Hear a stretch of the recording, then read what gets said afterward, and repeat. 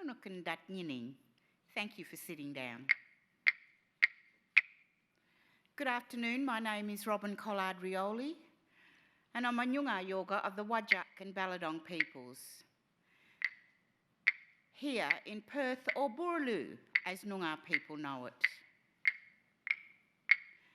To be able to conduct a welcome to country, you should be a traditional owner or custodian of the land, of which I am. And our family is huge. It includes the Maguire family,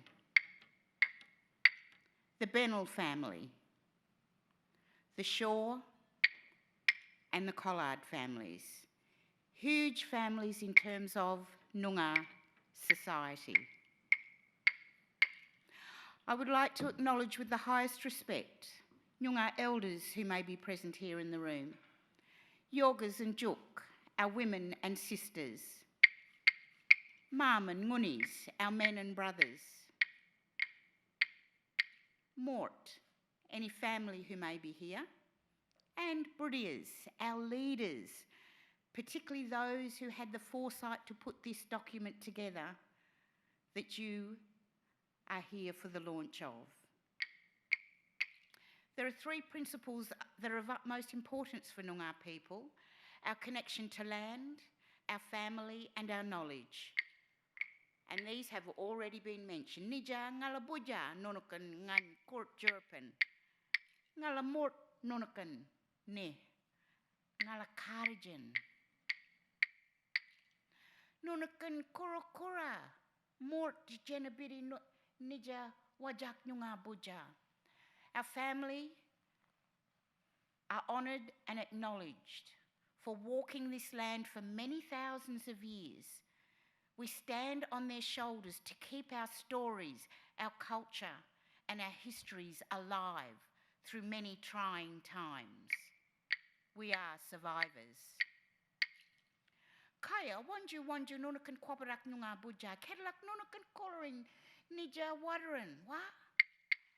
Boorloo, Derbyerigan, Kadagarap Jinningang Bow, Kadakumba, Nunukan Yelagonga Mai wa, Nunukan Walyalak, Wadaran, Wajama, Nija Derbonara, Nija Buja, Bil, Jalgara, Kadamurda, Nunukan Mandon Nija,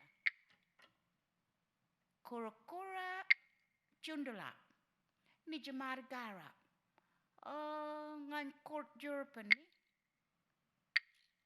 All of these very special places that I have named in Noongar, you might know our English names. As I stand here in Perth, on the banks of the Quap or the beautiful Derbyerigan, and we see Yelagonga's Maya, his home. This is his country. And then, of course, we come to Kings Park that has many names because we stand at the top and we can see for a long way. So Jinningang Kardakumba, Kadagara. These are all the Noongar names for Kings Park. And as we travel down the Swan River, we come to Whadjuk, the home of the White Eagle. Before we cross the ocean to Rottnest Island with its sad stories. And then we curl around to Coburn Sound and we cross the land that has the water flowing underneath that nourishes our body, the Beal. And if you know the place of Coburn, that is also the place of Mijiguru, his traditional grounds. Then of course we come to Jalgara, that comes up to the foothills, so the Canning River, and then coming to the foothills of the Black Ranges, or the Darling Ranges as we know it, the place of Boya. So Noongar people, youngsters today, think that Boya means money, but it doesn't. It actually means rock, because back in those early days, rock was the trading commodity for Noongar people. Hence now, money. And then of course we go further north to Mandun, the place of many trees at Guildford. And then we curl around further north to Joondalup, the place of Junda, and the story of Junda, with the long white hair that connects with the Point Walter Spit, because she would tangle children up in her hair to begin the Milky Way. And that is a story in itself. So all of these wonderful places, they circle us. This is the metropolitan area that makes it so special. Nija jinang mai ma wakal karijan wankening wiran buja, borna wankening balap court cart mindi. Welcome to the sacred ground and the home of the rainbow serpent. The Noongar creation story for this land. We share these stories to learn and understand. So I'm happy in my heart to welcome you here today. Ngalak ni wankening bulabara nija. Wankening what? We listen to the many stories of this land as it speaks to us. Jilba nija, kep murich kwap, murich man jacket, wait, komor Yorga. Dampa dat merry nija, ngani kobber weird nunakan dat yinning. This is the season that Noongar people call Jilba. It is the season of fertility. And we hear those stories of the young dolphins needing to be named that live here in the Swan River. We see those beautiful baby swans that have been just born that walk along the banks of the land. We hear the story of Coolbardy the magpie, and we know what's coming this season, don't we? So we've got to watch out for them. Just as Ballardong the crow tells their story, and Jitty Jitty, the willy wagtail, they might be the smallest but they're fiercest. They're also the fiercest. And just as I hope that those fantastic dockers are going to be fierce and young tomorrow. And today you will sit and share meals as you talk about the economic future for our place here in Boorloo and our surrounding space. So our land feeds us, our body and our spirits here, now and in the dreaming. Kalyakor, Kalyakor. Murich Court, Murich Wiran, Murich Ngat, Nicha. Strong hearts, strong spirits, and the life-giving knowledge that you have to share with others. Because we have to share the stories of the past, the present, and now for the future. Nunuk Murich, you are strong and solid. There will be times when we are humbled and on our knees. Ngai nija nunukan burnich. Nija ngai nija buja. So in times of sorrow and in times of happiness, we too need to share those stories. So we ask that the good spirits be with us today. We share the stories and we listen with an open heart. And how can we do better? And thank you, Bankwest, for giving the opportunity and Curtin Economics Centre to be able to deliver this welcome to country for you today. So guide our words and hearts to be kind to one another and respectful. Nija nunukan kundam babinga babinga. Nunukan Whadjuk nyunga buja. So as we walk on this beautiful land together, let's be kind friends and be respectful, because that's how we can live as one and walk together. Yunka. Thank you. Thank you, Robyn Collard Rioli, for that fabulous welcome to country. It's not the first time I've heard Robyn give a welcome to country. I always enjoy them. Fantastic stories and beautiful as always. And you're definitely right. Watch out for those magpies, especially tomorrow night at the MCG. My name's Gareth Parker. I'm a journalist and broadcaster and host of the 6PR breakfast program for now, soon to be the news director at 9 News. Welcome here to the Perth Convention and Exhibition Centre for the launch of what I think is a very important report. It's a timely report. It couldn't be more timely, in fact, given the Jobs and Skills Summit that's just concluded in Canberra. The Bankwest Curtin Economics Centre's Bridging the Gap Population Skills and Labour Market Adjustment in WA report launch. Looking forward to hearing from a whole range of people this afternoon, excuse me, old habits die hard. I do want to welcome some of our special guests and acknowledge them with us here today. To Jessica Shaw, MLA, Parliamentary Secretary to the Deputy Premier, Minister for State Development, Jobs and Trade, the Member for Mirrabooka, Meredith Hammett, MLA, Curtin University's Chancellor, Dr. Andrew Crane, the Vice-Chancellor of Curtin University, Professor Harlene Hayne, senior leaders from Bankwest and Curtin University and across the WA business community, and as well, people whom perhaps have a bigger stake in this discussion than just about anyone, the students at Methodist Ladies College, representing the young people who are trying to transition their way from study and into work. As the afternoon progresses, you'll be hearing from Professor Mike Dockery, Principal Research Fellow at the Bankwest Curtin Economics Centre, and his colleague, Associate Professor Astrid Mavasakalian, who is the Principal Research Fellow at the Bankwest Curtin Economics Centre. They've put together this fabulous report. And after that, I'll be leading an expert panel. Karen Ho, Director General, Department of Training and Workforce Development, Kitty Prodonovich, the Chief Executive Officer of the Regional Chambers of Commerce and Industry in WA. This isn't just a discussion about Perth and the metro area. Chris Kent, the State Director for Hayes, the recruiting firm. Michelle Hode, Managing Director of North Metropolitan College of TAFE. And Professor Alan Duncan, of course, the Director of the Bankwest Curtin Economics Centre. The Centre, Curtin and Bankwest would all like to take a moment to acknowledge the passing of Queen Elizabeth overnight. An extraordinary reign of more than 70 years and just an unbelievable legacy that she leaves, service, dignity, and she will be missed by all Australians and indeed all subjects of the United Kingdom and the Commonwealth. So we do just acknowledge her passing. Please remember to maintain physical distance where you can today and good personal hygiene. We ask that if you're not feeling well, to please let one of the event staff know so that they might assist you. Please switch your mobile phones to silent. Don't switch it off because you might need it. I'll explain more in a minute. In the unlikely event of emergency, this venue does have a 2-tone alarm system. The first warning tone will be a beep sound, and upon hearing this tone, please identify your closest fire exit and prepare to evacuate. The second warning tone will be a whoop sound. Whoop whoop. This is your cue to evacuate.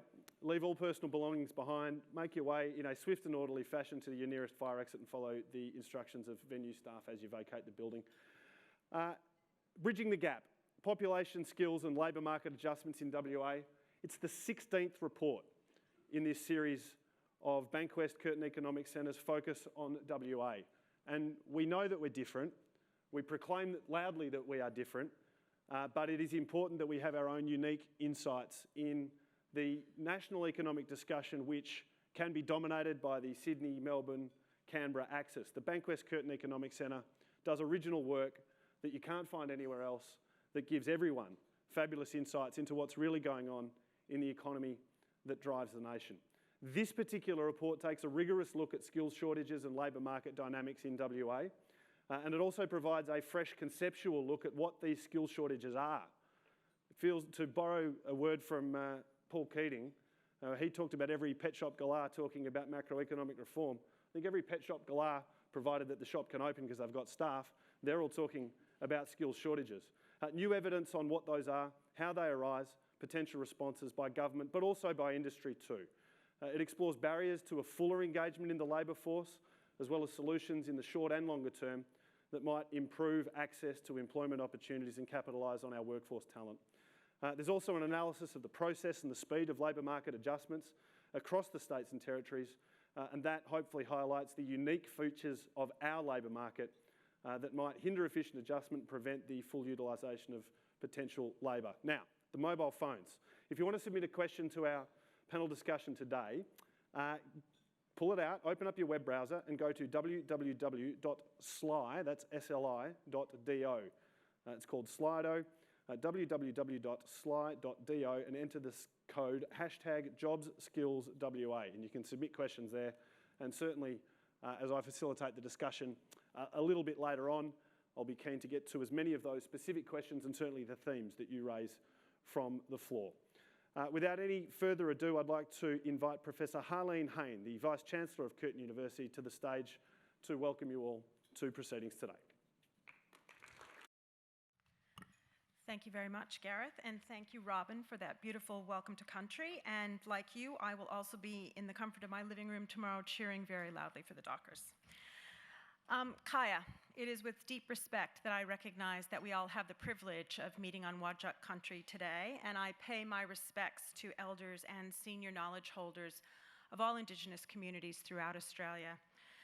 I'd also like to pay my respects to the Indigenous people on the land on which I was born, the Cherokee Nation of the southeastern United States, and to the Indigenous people on the land where I lived for the last 30 years, the Tangata Whenua of Aotearoa, New Zealand. As a newcomer to this particular country, I recognize that I am still learning.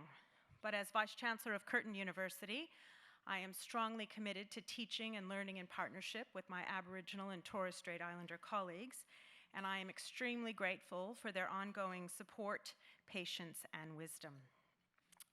It's my pleasure to welcome all of you this afternoon to the launch of the Bankwest Curtin Economics Centre's new report on population, skills, and labour force adjustment in Western Australia. Now, it won't have escaped anyone's notice that skills and jobs is a very hot topic, not only for Western Australia, but for Australia more generally. This year marks the 10th anniversary of the Bankwest Curtin Economics Centre, a significant milestone that recognizes their delivery of high-quality research that enhances our understanding of key economic and social issues.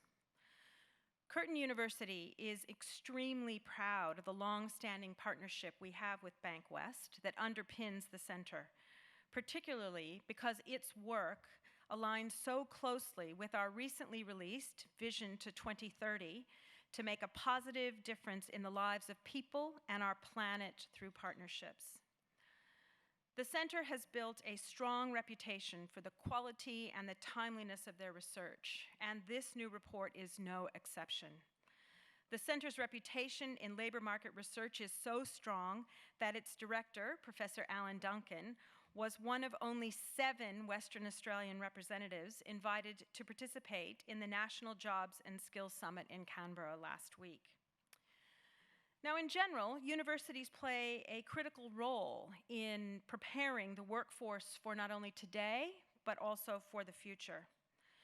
Curtin engages extensively with industry through work-integrated learning opportunities for students and by identifying the skills in demand across a range of sectors that will ensure that industry has the people and the skills that will support growth, innovation, and progress into the future. The report today highlights inequities in access to employment opportunities, especially for women, older Australians, people with disabilities, and Indigenous Australians. Now, in that context, Curtin is keenly focused on increasing the equity and diversity of our student population and our graduates. We are addressing equity and diversity in a number of different ways. In my view, tertiary education has an incredibly important role in this space. For a decade, we've been very proud to host the National Centre for Student Equity in Higher Education. We were extremely proud that in his first address to the higher education sector, the new Federal Education Minister, the Honourable Jason Clare, announced that he would be providing funding of $20.5 million over the next 4 years to our centre. Going forward, this Centre on Student Equity will have a strong focus on trialling, evaluating, implementing, and monitoring interventions to ensure a step change in student success.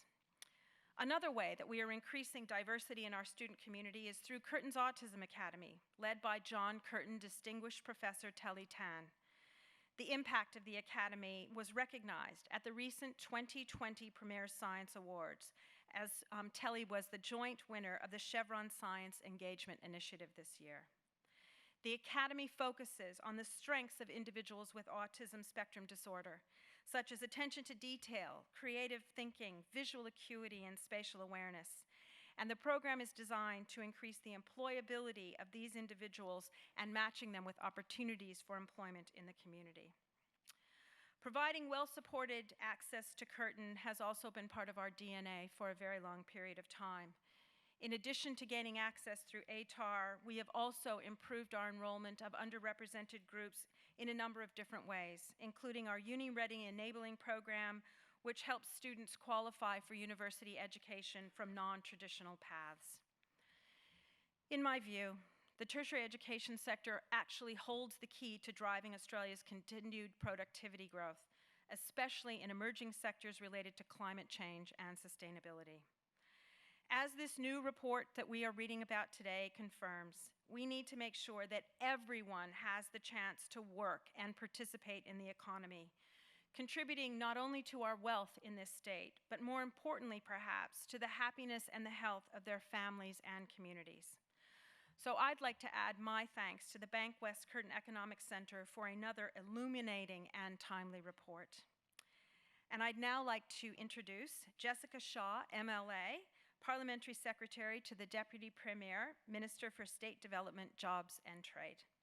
Please join me in welcoming Jessica to the stage. Kaya. Thank you, Vice-Chancellor Professor Hayne, for that very warm introduction. Thank you, Robyn, for that heartfelt welcome to country. I'm wearing purple for the Dockers. I live in the hills. I'm terrified of magpies. You know, it's going to be a tense weekend. I'm honoured today to represent the Deputy Premier, Whadjuk, at this event, and I do pass on his sincere apologies for not being able to attend today. I wish also to acknowledge the traditional custodians of the land we are meeting on, the Whadjuk people of the Noongar Nation. I acknowledge and respect their continuing culture, their vital contribution to our shared history, and pay my respect to elders past and present. I think this morning, it's important to acknowledge the passing of Her Royal Highness Queen Elizabeth II, a remarkable woman who dedicated her life to civic service. I admired her poise, her steadfastness, her unmatched work ethic, and I know that she meant so much to so many Western Australians and so many people right the way around the world. This truly is the end of an era, and so I acknowledge her remarkable life and contribution. I'd like to thank the Bankwest Curtin Economics Centre for hosting today's event, and I welcome the launch of the report, Bridging the Gap, Population, Skills and Labour Market Adjustment here in Western Australia as a part of their Focus on Western Australia research program. It's so important that we have access to Western Australian specific research and insights. This report is testament to the value the Bankwest Curtin Economics Centre brings to Western Australia and the field of research economics. The report provides evidence and raises awareness of the challenges and opportunities facing the Western Australian economy. And it is true to say we are structurally different. Our challenges are subtly different, and very often our perspectives get lost in the national debate. This is a vital piece of work, and I'm sure that it will assist our state in navigating the way forward. The release of this report comes at an interesting time for the labour market, not only in Western Australia, but of course across other states and in other nations. The good news is the Western Australian economy has continued to overcome the challenges presented by the COVID-19 pandemic.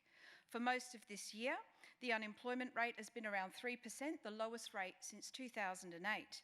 The labour force participation rate reached a record high earlier this year and has remained strong. The underemployment rate has also fallen to its lowest rate in around a decade. This all means that more people can pursue opportunities that may not have been available previously. They can return to work, seek roles that better suit their lifestyles, and enjoy a higher level of job security. The outlook is positive for Western Australia as well. Businesses are capitalising on favourable economic conditions, assisted by the government's handling of the pandemic and our domestic energy security. If we reflect on some of the predictions and in fact some of the labour market outcomes from the early days of the pandemic, we are very well positioned. However, current economic conditions do present challenges.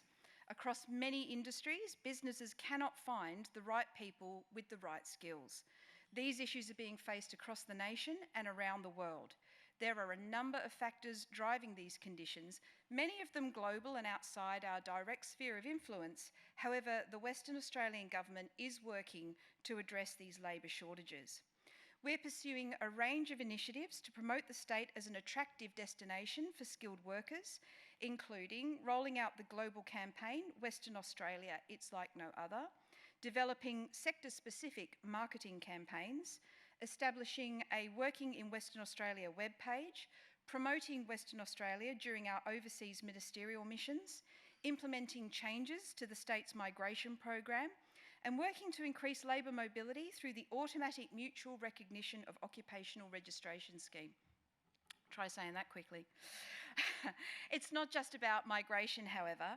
The Western Australian Government has also introduced a number of training incentives which has led to sizable increases in the number of students enrolled across many key vocational education and training courses in Western Australia, something I'm sure the Director-General of the Department of Training and Workforce Development, Karen Ho, will comment on further as part of the panel discussion of this event.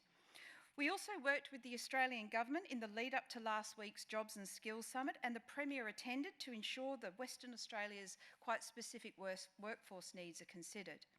We've welcomed the outcomes of that summit, and we're committed to working with the Australian Government and industry in actioning the outcomes, both immediate and longer term. This commitment to working together is essential for Western Australia to achieve its objective of a strong, resilient and diversified economy supported by secure and productive jobs. The skills and jobs required for the Western Australian economy will change in the coming decades, driven by the transition to net zero emissions, economic diversification and a shift towards an increasingly technological and digital future. This changing landscape highlights the importance of ongoing investment in skills development and attraction to ensure we continue to have a strong pool of talented workers to support the future development of the Western Australian economy.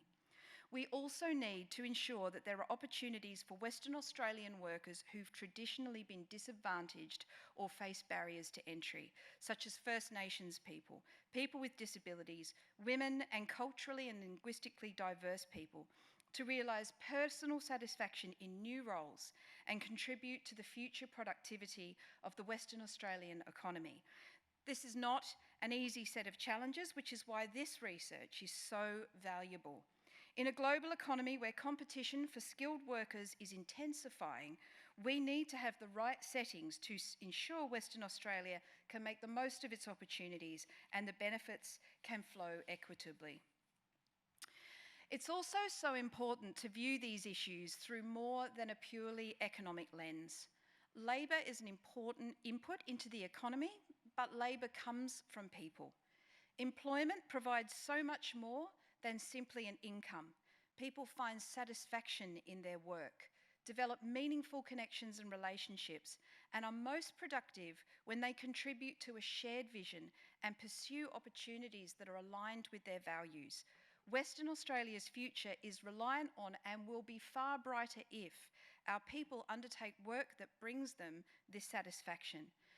Thank you again to the Bankwest Curtin Economics Centre for their thought-provoking and leading research into the future of Western Australia's workforce from today's launch of Bridging the Gap, Population Skills and Labour Market Adjustment in WA. I really look forward to the panel discussion. Thank you. Thank you, Jessica. And thank you also to Professor Harlene Hayne. This is the bit where you get to enjoy lunch, do some networking, do some socialising, and I'll be back again in about 15 minutes. Enjoy. Ladies and gentlemen, if I could just have your attention, please. Thank you very much. You're a very well-behaved room for a Friday, I must say. Please continue to enjoy your lunch, and as you do so, I'd like to welcome up to the stage the authors of this report, Professor Mike Dockery, Principal Research Fellow, and Associate Professor Astrid Mavasakalyan, the Principal Research Fellow, both of the Bankwest Curtin Economics Centre, to present the findings of this landmark report. Please make them welcome. We acknowledge the Whadjuk people of the Noongar Nation as the traditional owners of the land in which we meet and pay our respects to their elders past, present and emerging. Before I begin, Astrid and I would just like to acknowledge our co-authors from the BCEC team. And thank you all for your interest in this report. It's a daunting challenge. What could we possibly say about skills shortages in WA that hasn't been said before? Well, I hope you'll find we do offer a different perspective. It might sound provocative to say, but skill shortages are an inevitable part of a dynamic and growing economy. Full employment and high real wages are key policy objectives. Achieving those objectives means skills shortages. However, we have got to the point where skills shortages are having debilitating effects for many businesses and for critical services. There are matters of priority, but the fact that some employers are having trouble filling vacancies is not sufficient condition for policy intervention. That depends on whether or not labour and skills are allocated as efficiently as possible. Can we identify barriers preventing that allocation? So instead of providing projections on how many welders or nurses or STEM graduates we need, we ask, what's stopping the labour market from delivering those outcomes? Asti. Therefore, this report delves into two main themes: the processes of labour market adjustment and potential sources of workers that coexist with vacancies and barriers they face in filling those positions. The first thing to note is that WA is a dynamic and growing economy. This graph shows that over the last 40 years, Queensland and WA have had the highest rates of employment growth. Those two states have also had the highest rates of population growth. In terms of economic growth, WA's economy has more than doubled in size this century, increasing by a factor of 2.3 in real terms compared to 1.7 for the nation as a whole. On top of this rapid growth, there are three reasons WA is more prone to skill shortages. The first is isolation, Perth's mental as the most isolated capital city in the world. Then we have remoteness. Most industries locate near major population centres, either because they serve those populations or to access labour supply they offer. In contrast, our resource sector requires workers in regional and remote locations. And there is volatility. Structural change creates skill shortages. As this figure shows, output growth in WA is 3 times more variable than that for Australia. Mike. Thanks, Esti. So we see processes of labour market at work. Growth has been fastest in WA and Queensland, and their populations have grown to meet this demand. But there are very long-term and persistent differences in unemployment rates between the states. This suggests barriers to labour market adjustment, and it's well illustrated by the contrast between WA and Queensland. Despite being one of the growth states, Queensland, I hope that was the right one, in red, has typically had an unemployment rate above the national average. In contrast, WA has typically had a low unemployment rate. This demonstrates greater labour mobility into Queensland in response to growing demand. This figure shows the Australian Bureau of Statistics vacancy series in blue and the Internet Vacancy Index in yellow for WA. As we would expect, the unemployment rate, the red line, falls as the number of vacancies per worker goes up, and vice versa. It turns out WA needs a much larger number of vacancies per worker to drive the unemployment rate down. The ABS series is designed to be a full count of vacancies available to be filled in WA workplaces. We use this series to model the relationship between vacancies per worker and the unemployment rate for WA and Australia. The results for both WA and Australia show that unemployment rate falls when there are more than 13.5 vacancies per 1,000 workers. Above that, however, WA needs twice as many vacancies per worker to get an equivalent reduction in the unemployment rate. This and other evidence points to a less efficient matching process in the WA labour market. For labour market adjustment to take place requires both information and incentives. Many previous reports into skills shortages have highlighted the need for better information.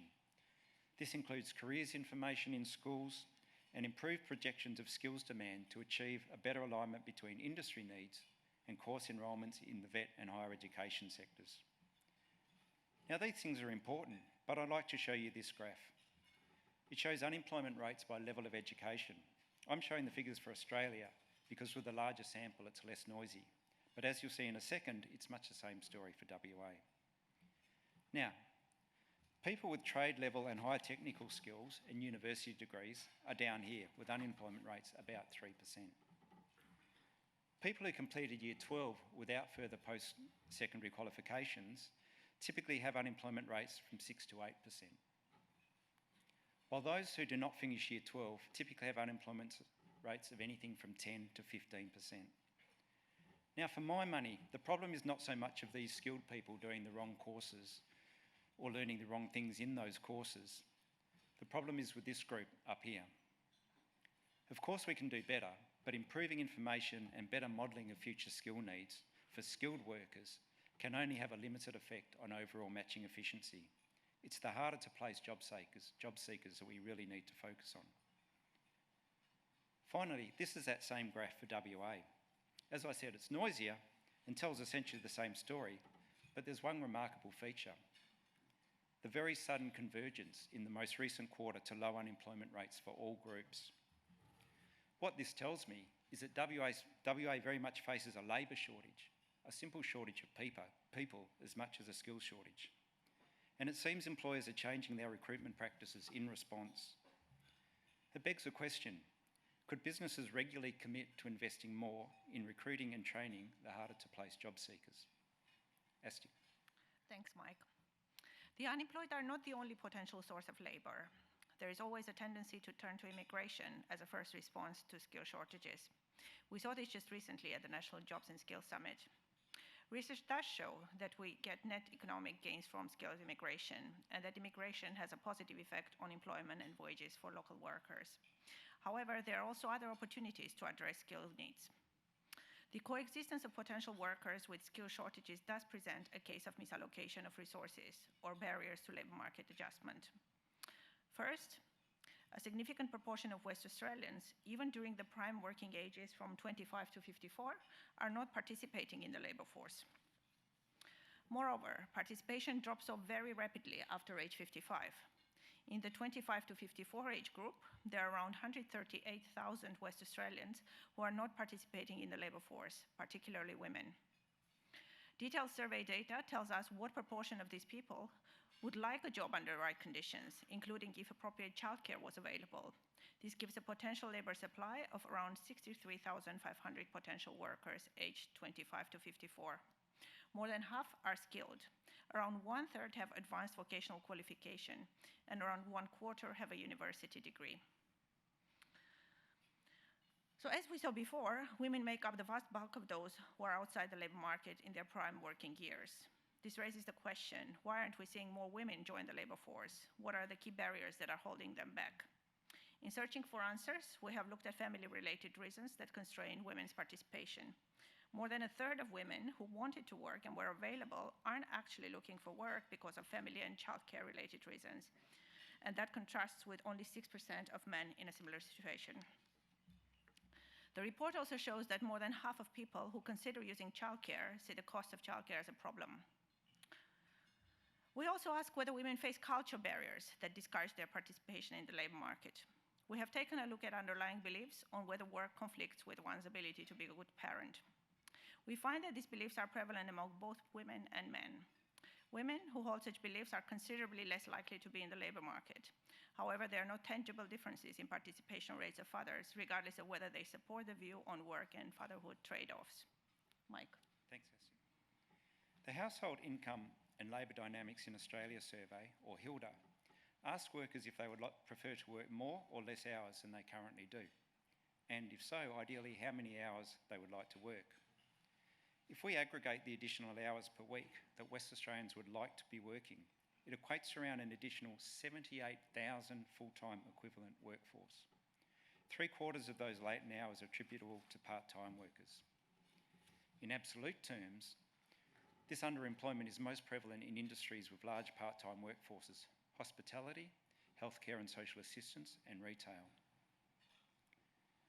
A further source of underutilised workers are people with a disability.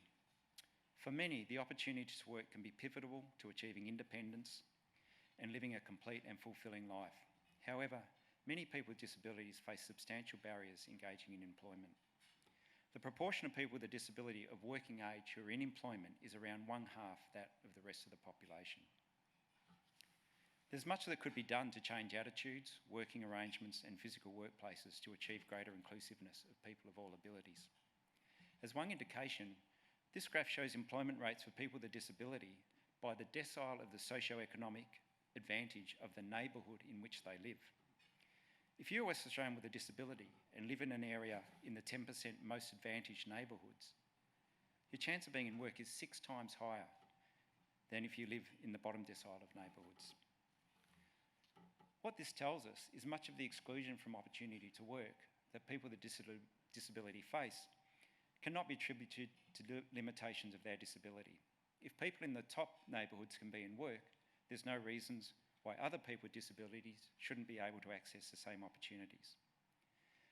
Such SES gradients are also observed for the general population, so by and large, the barriers are not about people's disabilities, but about discrimination, access to support, and education and training opportunities. We believe a reasonable target for improving inclusivity in WA would be for people with a disability to have employment rates on average the same as those living in the most advantaged neighbourhoods.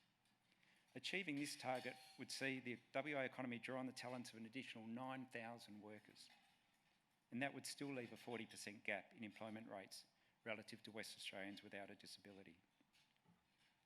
We now turn to some findings of our modelling of interstate labour market adjustment. Thanks, Mike. Migration has been an essential part of Australia's development for decades and remains an important source of supply of skilled labour. While smaller in volume relative to overseas migration, internal migration between Australian states is an important component of labour market adjustment. This figure shows that in 2021, WA ranked number 4 in the number of people moving in and out of the state. The interstate arrivals in orange were highest in Queensland, followed by New South Wales, Victoria, and WA. Meanwhile, the number of interstate departures in red was highest in New South Wales, followed by Victoria, Queensland, and WA. WA was amongst the only 3 states having a positive net interstate migration in 2021. So what about overseas migration? Here we see that the pattern of overseas migration into Australia has changed only slightly in the 10 years before the pandemic. Southern and Central Asia provided the highest number of migrants moving into Australia, followed by Southeast and Northeast Asia. But it's a different story for WA. In 2008, Northwest Europe, in orange on the right there, had the highest number of migrants into WA. However, as you can see in red here, Southern and Central Asia and Southeast Asia became the most dominant regions in providing migrants into WA 10 years later. Another thing we see here is the effect of the pandemic on overseas migration in blue, and WA was affected more severely relative to the nation. As we highlighted, the appropriate response to the presence of skill shortages depends very much on how effectively the labour market adjusts to competing demands for workers and skills. In the report, we undertook 2 statistical studies of interstate labour market adjustments, a time series analysis of factors affecting net migration flows, and an analysis of individuals' decisions to relocate to another state. Among the factors analysed, we included the iron ore price and the differentials between WA and the nation in terms of the unemployment rate, wages, and the housing market. This figure highlights how commodity prices drive conditions in the WA economy. We can see there is a strong response in overseas migration whenever iron ore prices are high, but a much smaller response from interstate migration. We can use these results from the model to look at the time path over which adjustments in the labour market take place. So these pictures show the typical response to a 1 percentage point increase in WA's share of national employment. The horizontal axis is the timeline in quarters from the initial shock. We see in the top left panel that the initial increase in the employment rate in WA compared to the national rate will dissipate after around 5 years or 20 quarters.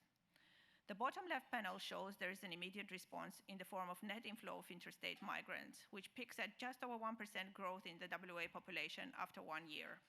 And the effect also returns to baseline after around 5 years.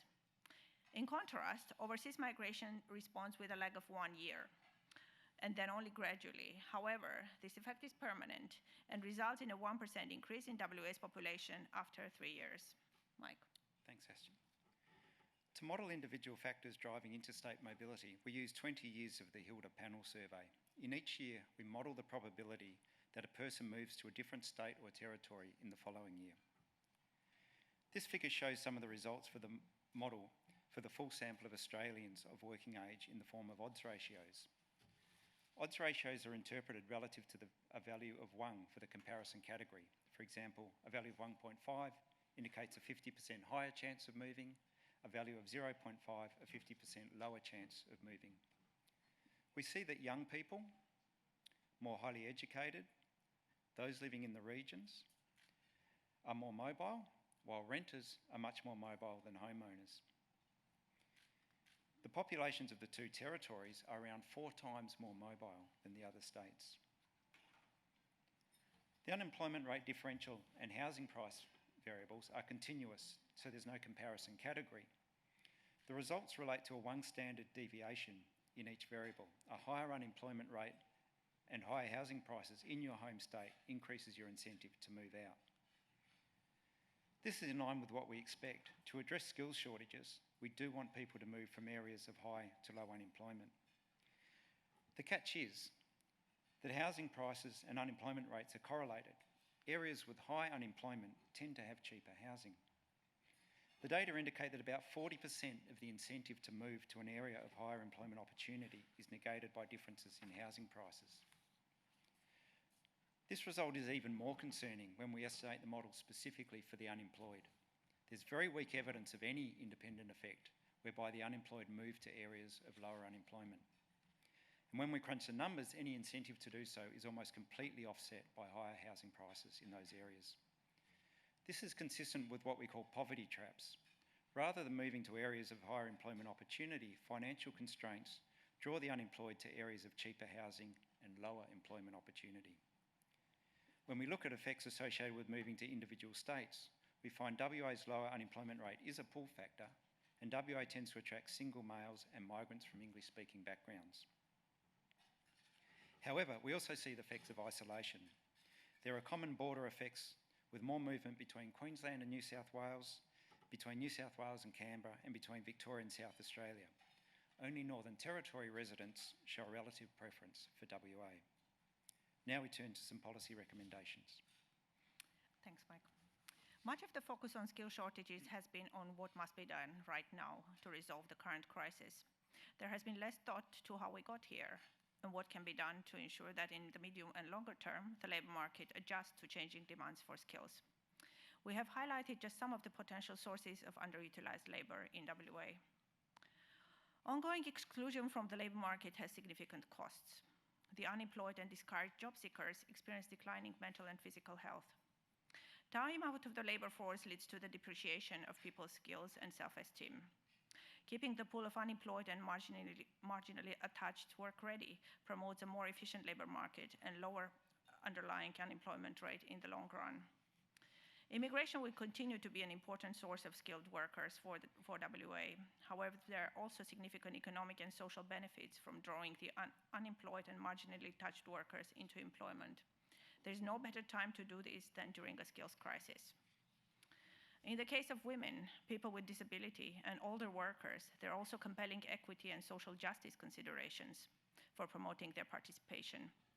Embracing greater flexibility in working arrangements in terms of time and location would particularly benefit these groups. For women, lack of access to quality childcare is a significant constraint to their career opportunities. The same applies to aged care.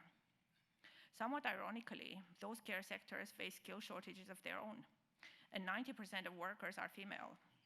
The report finds that women in the care sector earn 15% lower wages than equivalently qualified and experienced males working in other sectors. We believe that increasing the value society places on those caring roles has to be part of the solution. Mike.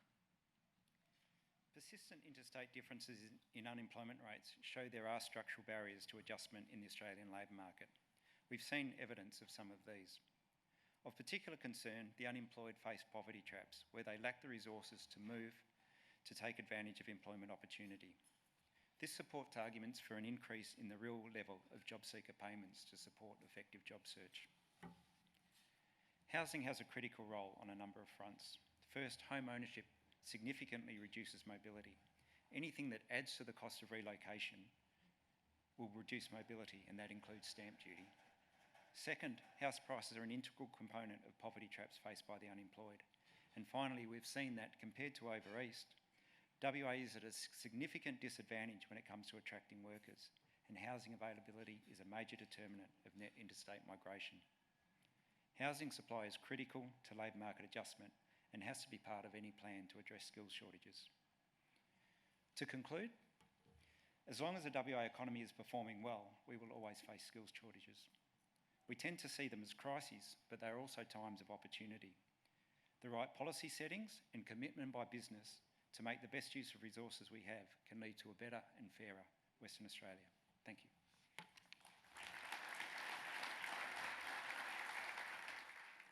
Thank you very much, Astrid and Mike. Please give them another round of applause.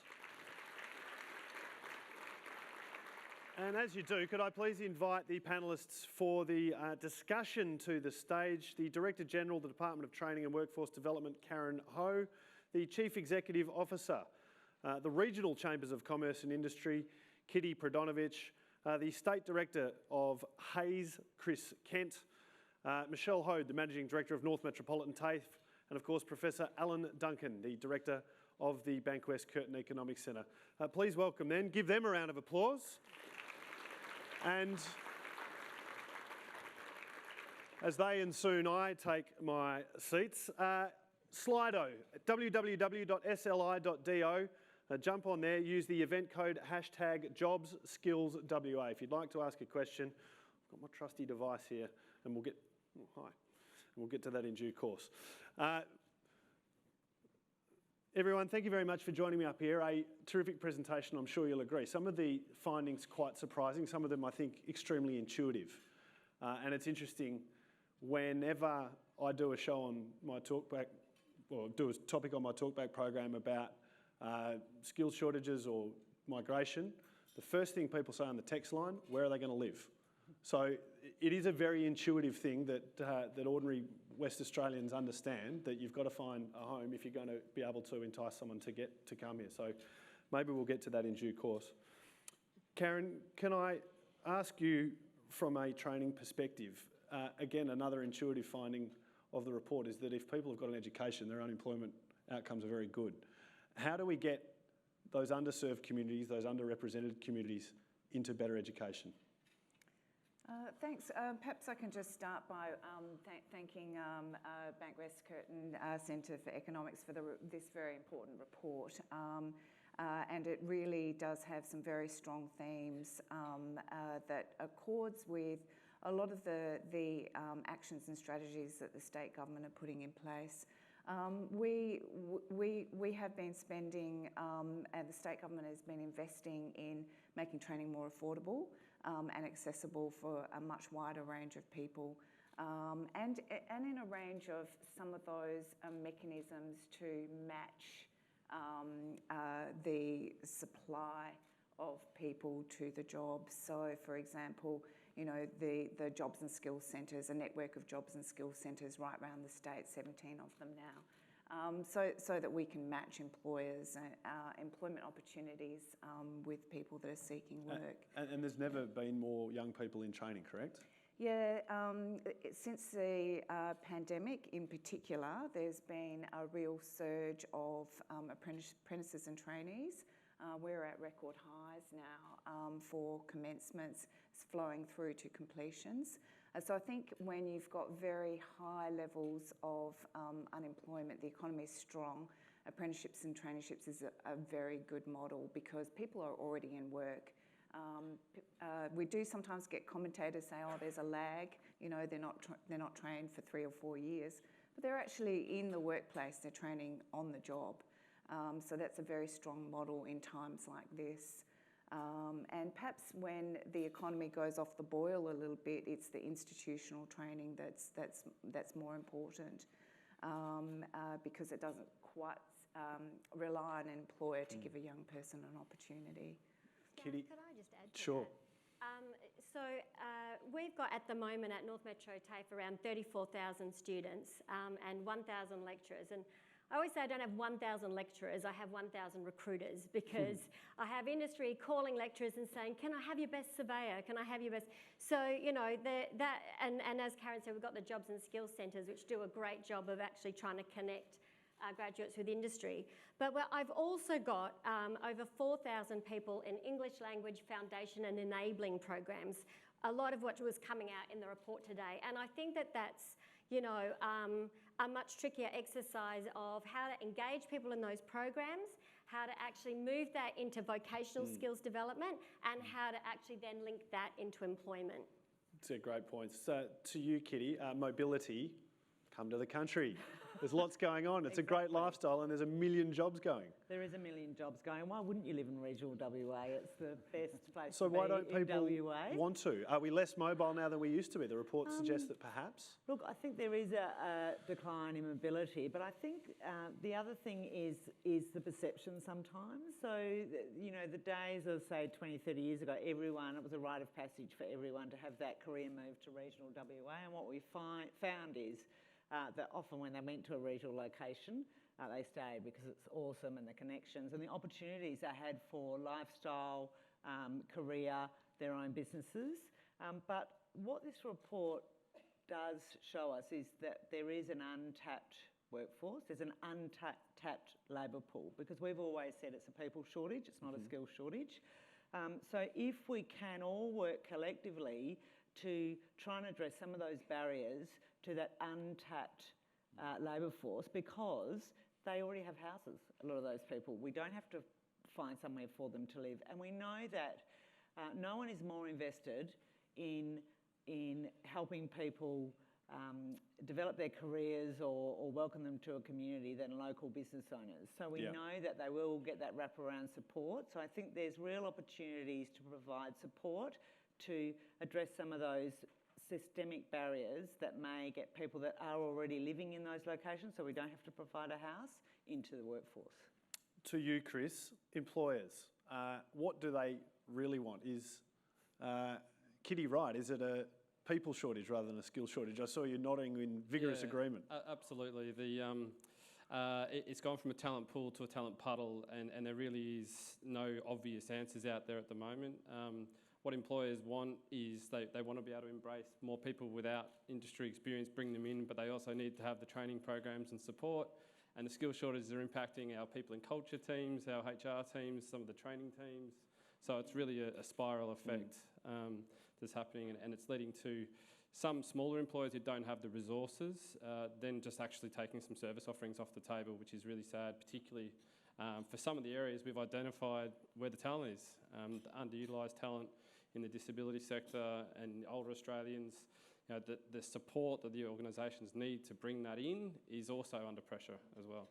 So, and I'll ask Alan about this from the Jobs and Skills Summit point of view, which he attended in a moment, but is it, there's a lot of commentary, particularly from, I think, the union side of politics about wages not matching economic growth and profits. Do employers, is it as simple as employers needing to pay more? Can employers pay more? Well, this thing, so last time we had a real skills crunch here was a mining boom coming off the GFC when we were flourishing and others were struggling, so we could buy the talent. We could buy it then, and a lot of us came to this state then. It's not the case now. It's more than that. People are putting flexibility at the top of their list of demands. It's not always about money now.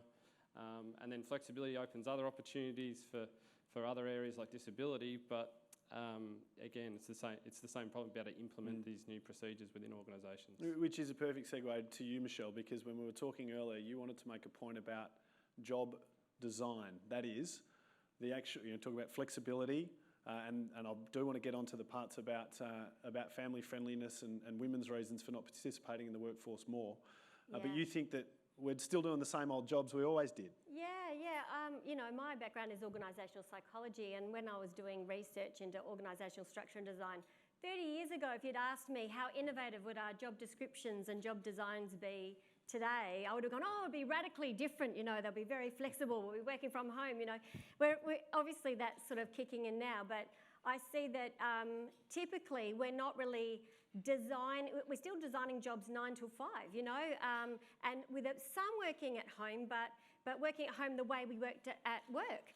So, I think that there's a piece there. The only time I see we get typically really creative and innovative around that, is when we have an awesome woman who works for us and she gets pregnant and goes on maternity leave, and then we get really creative about how to design the job when she returns.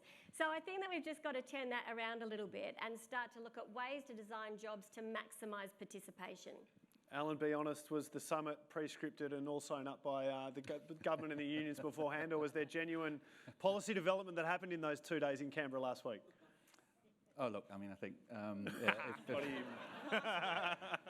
if people watched any of the stream over the 2 days, you will see that it was, how shall we put it, tightly choreographed. There you go. But it does have to be said that I think there's a lot of pre-work going into the summit. There were a lot of roundtables in each of the ministerial portfolios that would feed into the Skills Summit. And so I think at very least some policy ideas will have been trialled during those pre-meets and confirmed during the 2 days of the summit. So, you know, I'm certainly not, kidding anyone that there was sort of animated free flow of conversation over the 2 days. But nevertheless, I think it was useful to air and communicate some of the ideas that then gave rise to the 36 concrete recommendations at the end. It is clear, though, that there is a policy agenda, and whilst business may not agree with all of it and unions may not agree with all of it, this is a government that has come in with an agenda and it intends to do things, is my observation. And mine too. I think going into the summit, I expected it to be very much an event that laid groundwork for future policy ideas. I was really surprised, pleasantly surprised, that at the end of the 2 days, and indeed over the course of the 2 days, there were some, significant and tangible announcements. And in relation to your point around the need for compromise and the need to put solutions above sort of historical positions, the announcement of the tripartite agreement to look at multi-employer bargaining, but with the concession about putting the best off overall test on the table as well. I think that set the tone for a summit that would be about conciliation and finding solutions rather than digging trenches. My read of the summary that we heard earlier of the report is that the people do exist. They are out there.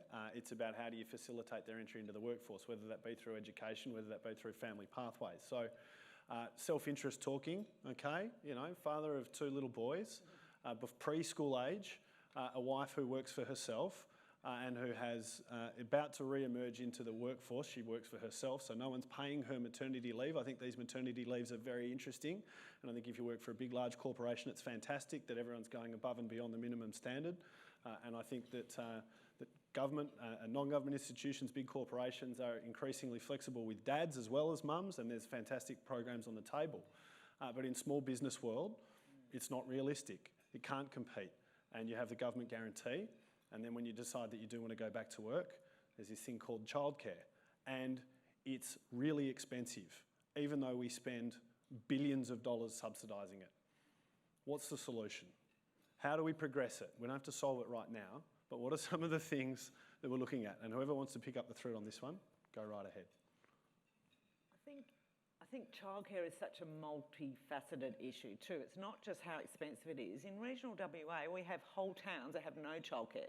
Like in Augusta, in WA, they have actually no childcare services at all. So it's not just how expensive it is, it's 2-year waiting lists, it's training the people. So, and for small to medium businesses, especially small business owners, it is a total sort of impediment to them employing more staff, but sometimes to them actually operating. They just close because it becomes too hard. So I think there's a lot of solutions. We have to look at the wages of childcare workers themselves, the training regime, but there also needs to be support for small to medium businesses, particularly in regional WA, support for those small business owners to some sort of subsidy, but also to maybe local government authorities who often actually provide that childcare centre. There needs to be subsidies for them or more action taken by them. I know that's a lot, but it's such a critical There's issue. a real push, isn't there, that childcare is now termed early childhood education, and it's almost seen as an extension of the compulsory education system. That's my observation of the way the trend is going. Yet we have a very different funding model, and there are enormous subsidies being paid to for-profit operators who are doing, you know, not all childcare centres, but a number are doing very nicely. And I think it's such a fundamental part of the story around reducing barriers to entry into the labour market, but it raises a lot of questions also about how we value service sector work and care sector work. There's a fascinating dichotomy at the summit between, you know, the almost universal call for more childcare services, the lack of availability of childcare, but at the same time, a reduction in the number of people who are signing up for childcare courses. I'm not sure if it's the case in WA, but it certainly was, you know, that was communicated from the national perspective. So I think the piece that's driving that separation is around the true value that we place in childcare work, and we need to do far better at measuring and then appropriately remunerating according to the full value rather than some far narrower notion of productivity, however that is measured in a very naive way. And we know that a childcare worker does not just contribute to the ongoing development of the child and therefore is making contributions into the medium and longer term. We also know that that childcare worker is relieving somebody in order to be productive in the workplace. So how we consider the value and remunerate accordingly childcare workers and residential aged care workers is really important. You beat me to it. I was going to say the exact same dynamic exists at the other end of the life cycle with aged care. Yeah, I was just going to add to that. Yeah, certainly, I guess one of the other observations I would make is that, you know, it tends to be a very homogenous kind of cohort of students that enrol in those courses. So, you know, it'd be great to get more diversity, but I think that kind of reflects the nature of the remuneration and other things. But it's also an area we were talking earlier at the table about where retention is an issue, you know. So we've actually got a very big turnover of workers in that space. I said at the start in my introductory remarks that there's a group of people here for whom this discussion, they perhaps arguably have a bigger stake than anyone, and that is the students from Methodist Ladies College. Now, somewhere there's a table of MLC students. Where are you? I can't actually see. Oh, there you are up the back. And there's a student who's going to ask a question. Please just announce your name to us and do your worst with the panel. Hi, I'm Eva Brampton and I'm representing MLC today. So I just had a quick question. So it's very important for young people to have access to up-to-date information about the labour market and post-school education and training. What role can government and industry play in supporting schools to ensure teenagers are basing their decisions on the current and likely future context rather than outdated information? I think it's a great question. A great question. Perhaps I can pick that up. Please, yeah, absolutely. Yeah, thank you for that question. I do recall hearing something recently that said young people, when they think about what they want to do, they're basing their choices on a really narrow set of occupations that they think about. We really need to sort of broaden the horizons and do that early. So one of the programs that we're rolling out has commenced this year is a Year 9 Career Taster program, we'll go to schools right around the state, and it's really to give people that sort of there's a bit of career curiosity and exploration, but also an industry experience, just and the idea is before students choose their subjects for years 11 and 12 and lock themselves into perhaps a narrow range of occupations that they're thinking about. So I think that those sorts of programs, there's an incredible amount of information available, career information available on websites. I think it's hard to navigate actually. And I think parents also play an enormous role in this area as well. Absolutely. I mean, I feel as though it wasn't that long ago that I was your age, Eva, which is not true, sadly. But I wish I knew now I wish I knew then what I know now about the range of possibilities. I might just do a little exercise, like in the audience. When you were Eva's age, can you put your hand up if you knew what you were going to do for a career? If you had an idea about what it was, if you just put your hand up. So that's not all that many hands. Keep them up. Keep them up if you are in fact doing that now, or if you're now doing something different. So there you go. So there's a whole lot of pathways, and And I think, you know, just not even actually knowing what is available is a huge part of the challenge that young people face. Yeah, I think there's some really interesting research now on the concept of a portfolio career, and also the reality that people being born today are probably going to live till they're 100. In fact, our Queen's just made it to 96, so, and she was born a long time ago. So I think we need to take a little bit of pressure off school leavers about their decision making, because you probably will build a portfolio career now, not a single job career where you go into it as an apprentice and then you do it for the rest of your life. So just know that you should be pursuing what your interests are when you're finishing school, and don't stress if it's, you know, not the prestigious thing that your parent might have suggested when you were in year 7 or whatever. That the reality is you'll have time for all of it. There is so much more opportunities to upskill throughout your adult life, and you'll probably work, sadly for everybody in here, probably much longer than what you think. Whether you like it or not, sadly. I think one of the other things that I think is also not really understood, I mean, we've got, I think, sometimes a problem in making what are sort of invisible careers visible. You know, often we see careers that we know, like teachers and nurses and doctors. And then there's you know, what do surveyors do? What do people who do instrumentation do? You know, like what do belt splicers do? I'm doing a lot of work on belt splicing at the moment. What is that, sorry? A what? Belt splicing. What's a belt splicer? Well, you know the conveyor belts that actually play such a big part in all of our industries? Right. Well, when they break down, they have maintenance and wear and tear. Someone's got to actually replace them. Makes sense. Anyway, Now we so know. all of industry can come to a halt if we don't have enough belt splicers. But I think that one of the things is about careers that are only really available when you've been out in the field for a while. And I sort of talk about careers a bit like snakes and ladders sometimes, you know. So everyone thinks you're bright-eyed, bushy-tailed at the start of your career. You go up the ladder. You know, you might hit a snake, that one goes down, you might pivot. But then there'll be certain ladders that only start halfway up the board. Typically, occ health and safety, project management. You know, there is these roles that are really critical roles, and there's skill shortages at the moment. They're critical skill shortages, but you can't leave school and do those roles. So you've got to have entry-level qualifications, be in the field for a while, you build your expertise, you might become the occ health and safety rep or whatever, and then you move into those areas. So I think there's a real piece as well about the work we do to engage people in upskilling mid-career. They elevate, and that opens new opportunities for the entry-level people to come in. And I think managing that organic cycle is really important. Kitty? I think another advantage to living and working in regional WA is when you talk about, Eva was asking the question, and you're talking about, you know, knowing about limited careers. In regional WA, there's a close relationship between primary schools, high schools, TAFEs, the Career Starter Program is a great example, and the business community. So, and generally, often the president of the local chamber of commerce will also maybe be the president of the PNC. So they're the really footy club or the netball club or whatever it might be. Yeah, exactly. Yeah. But they're really integrated. So they actually set up amazing programs where business owners and managers go into primary schools, high schools. They have career shadowing days. So it just gives that exposure to not just the careers in their community, but all the different types of jobs. And they might start off in this path, but they hear from people that have maybe had, you know, 10 reinventions of their career. So I think in regional WA, or everywhere, it's really important to bring educators and business together to highlight what those careers might be.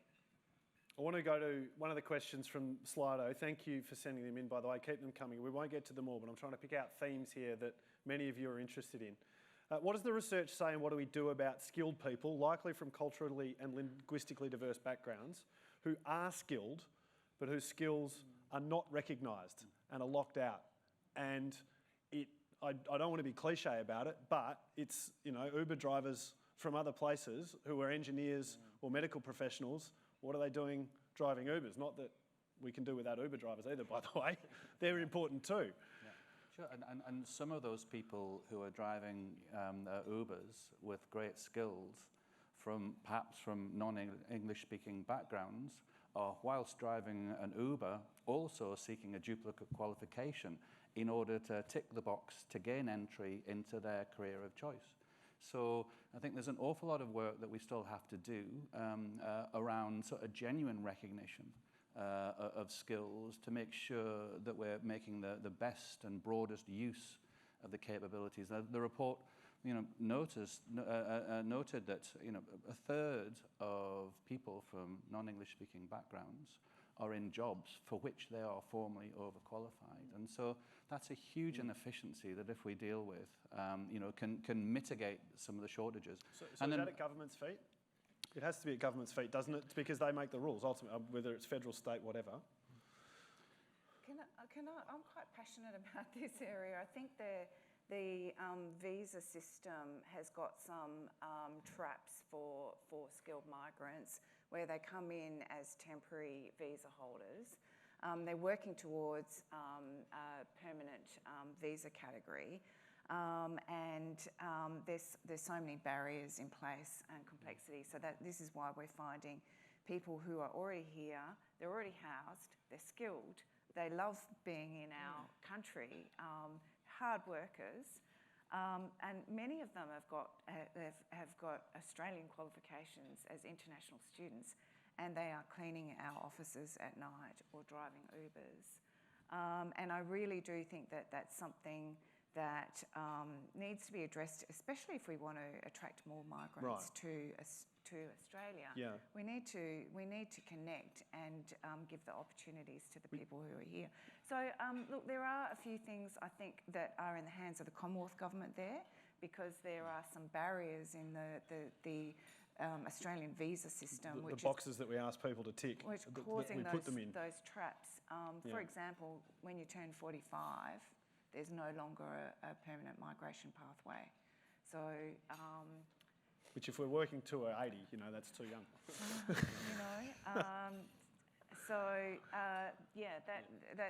It's quite heartbreaking, the stories we hear about people that get into those traps, and they've been working for 9 years or whatever towards permanent residency, and then they turn 45 and it's all over. We are doing some work in the Department of Training and Workforce Development too around how we connect skilled migrants and people from core backgrounds to Australian workplaces. We did launch a skilled migrant employment register, which has really resonated. So it's a way that employers can connect with migrants that are looking for work. It's one of those matching mechanisms. And we really hit a note there because in a very short space of time, we've got thousands of people that have registered. But those skilled migrants will need a lot of support to get their skills recognised. Sometimes there's licensing barriers. And also we need to be working with employers, because there's some attitudes with employers that if employers can open their mind to giving these people a go, they'll have very valuable new employees. So, and I just want to pick up on some of that territory, and what the report also made clear is that our isolation works against us when it comes to attracting workers from other places. We need to attract workers from other places. So can I ask a perhaps uncomfortable question? What is our reputation at the moment as a destination of choice? And Chris, to your point earlier, unlike 2008 where we were going gangbusters when most of the rest of the world wasn't, there are skills shortages in every developed economy right across the world. What is Western Australia's reputation, particularly after the last 2 years where, without getting into the politics of the reasons, we told the rest of the world to nick off? Has that done lasting damage? Will that do lasting damage? How can we maintain or I guess ensure that we are a destination of choice? Look, short answer is it's done a little bit of damage.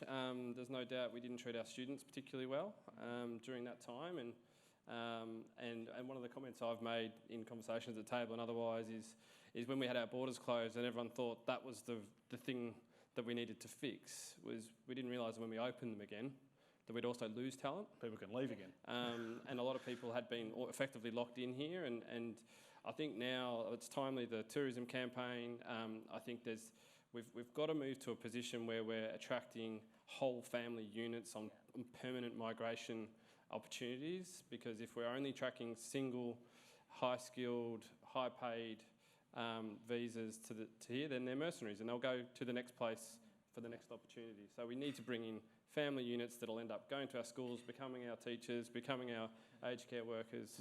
That's the key, and that means we have to sell ourselves as an entire state and place to be. exactly resonates with a lot of the conversation at the summit around migration, what we need to do to make it better. And Brian Schmidt, the Vice Chancellor at ANU, he recounted his experience of migrating to Australia as a younger researcher. It took him 4 days. Right. He's now trying to recruit people, and it's taking up to 9 months to secure, this global talent. So he was lamenting the lack of what used to be a low friction environment to attract skills to Australia and to Western Australia.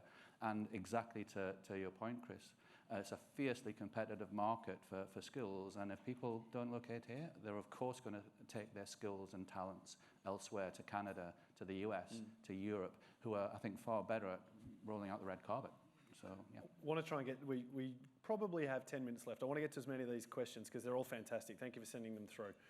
The report showed employment of people with a disability has not improved despite the need for workers. Why is this when COVID proved that working from home works? And I think that slide that showed the disparate outcomes depending on socioeconomic status was stark.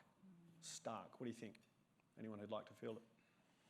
I'm happy to. I'm quite passionate about this myself, having a daughter with a disability, and she's turning into quite a little advocate in her school. But to Dylan's comments Dylan Alcott's comments at the Jobs and Skills Summit, that it hadn't changed in 30 years, and that has to come down to bias. There are a lot of great government programs and pathways and things, but we have to look at recruitment bias when we're interviewing. We have to wonder whether we're putting people of differing abilities in interview panels. Are we really making our offices and our workplaces accessible? Yes, the working from home is definitely a massive opportunity, and that's probably still to play out a little bit. I wouldn't say judge that one just yet, because I think employers are still trying to figure out if they're more productive or not with these flexible models. So I think that will still improve things, but there's undoubtedly still plenty of bias in the recruitment process when it comes to people with disabilities. And if there's 20% of the job that is not a good fit, change the job. Sure. And that's to your original point about job design. Yep.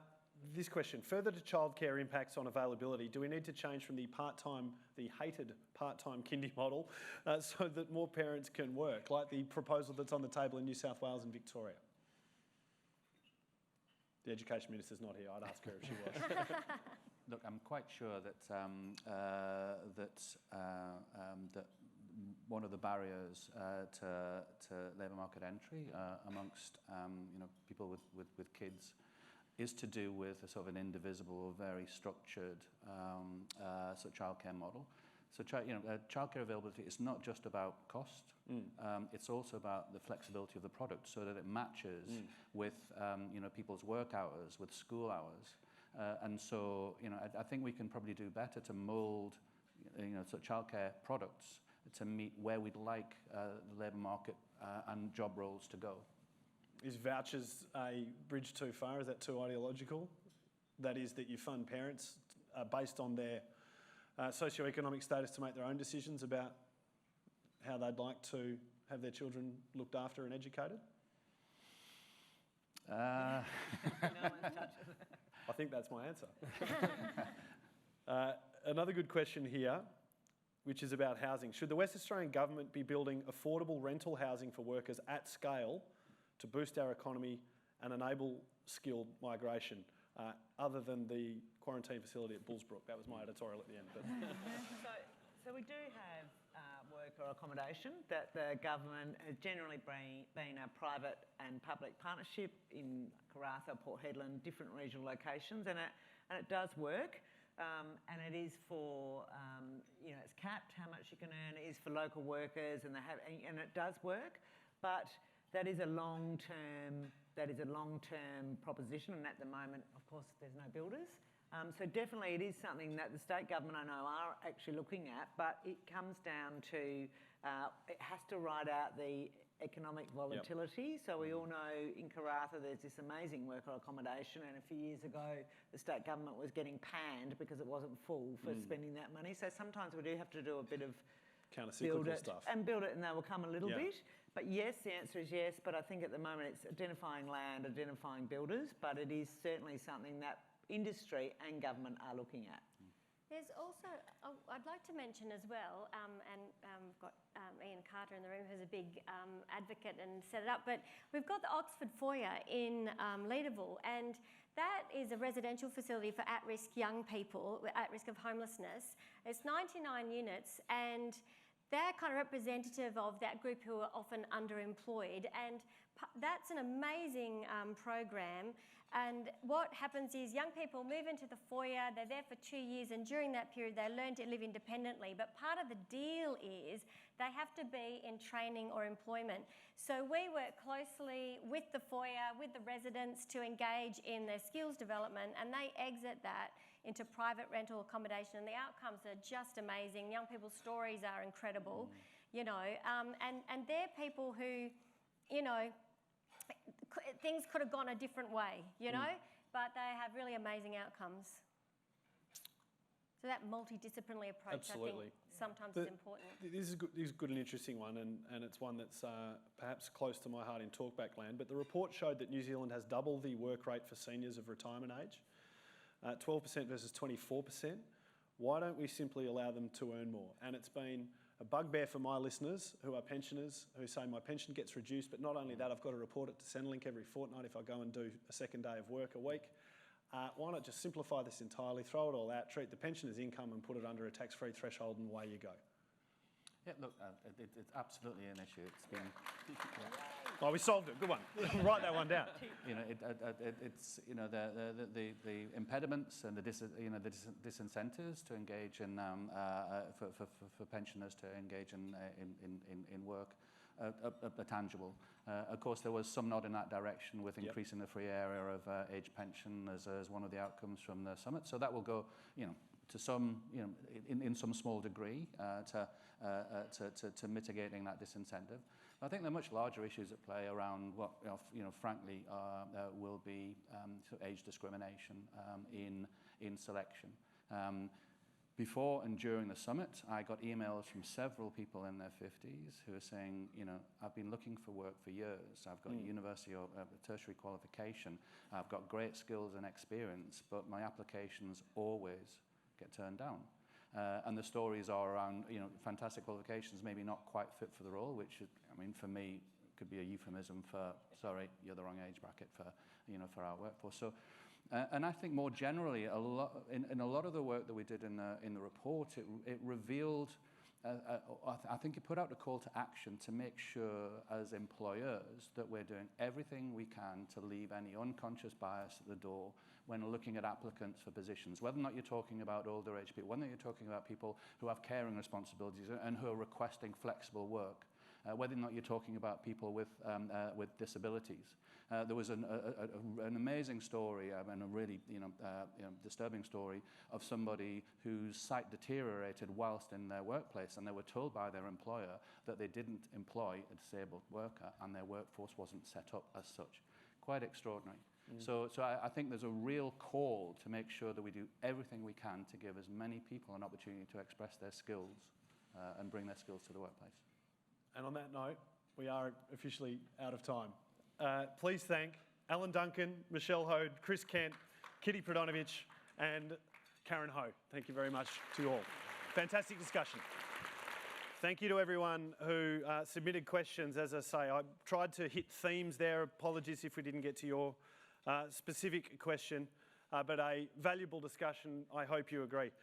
I'd like to introduce Craig Moffat. He's the General Manager of Retail Strategy at Bankwest to deliver the vote of thanks.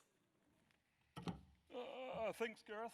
Much appreciated. By the way, if it doesn't work out in your new job, give me a call. Sure, we can sort out something at Bankwest for you.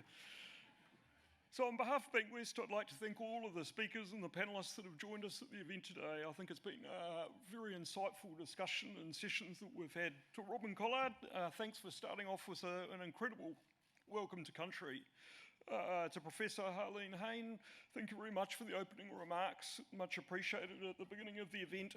To the report authors, Mike Doherty and Astrid Muskvak Al Yan, thank you very much. That was a really insightful session. I've enjoyed reading the report already so far, so thank you very much for the time you've invested into it.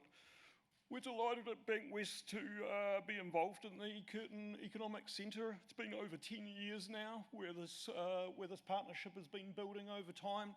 I think you see the value of that to Western Australia and in fact across all of Australia for the work that's being done inside of this partnership, and long may that continue, I think, and to the benefit of all of the society in WA. To Gareth Parker, thanks for your expert facilitation. It's been absolutely fantastic, fun and enjoyable way to MC the event today. So thank you again to Karen Ho, to Michelle Ho, to Chris Kent, to Kitty Prodonovich and to Professor Alan Duncan. Thank you again for that insightful panel discussion. I think there were some really interesting key points that were raised there. And it certainly demonstrated the complexity of the problem that we face in WA in trying to solve this problem. I think we've faced this challenge inside of Bankwest and continue to face it literally every day. We've had to think about the changing dynamics of our customer base and what they're looking for from us, and that literally is happening to us month on month. And at the same time, we've had to think about our workforce and how we can match those demands constantly, and actually seek to upskill and reskill our people in order to be able to meet those ever-changing demands. And we've effectively started to build a fluid workforce as opposed to thinking in the traditional terms that we would have previously, which was a sort of siloed-based model where you kind of go, this is what a person's good at inside of this silo, and if that silo finishes, then we don't need that person anymore. We've taken a different approach to that. It actually, if everyone's talented, and to the point I think that was raised about having a variety of different careers, we're now looking at how we can create that opportunity inside of Bankwest for people to transition and constantly transition as we meet the needs of our marketplace. I was struck by the fact there's 78,000 people who are underemployed or unemployed inside of WA.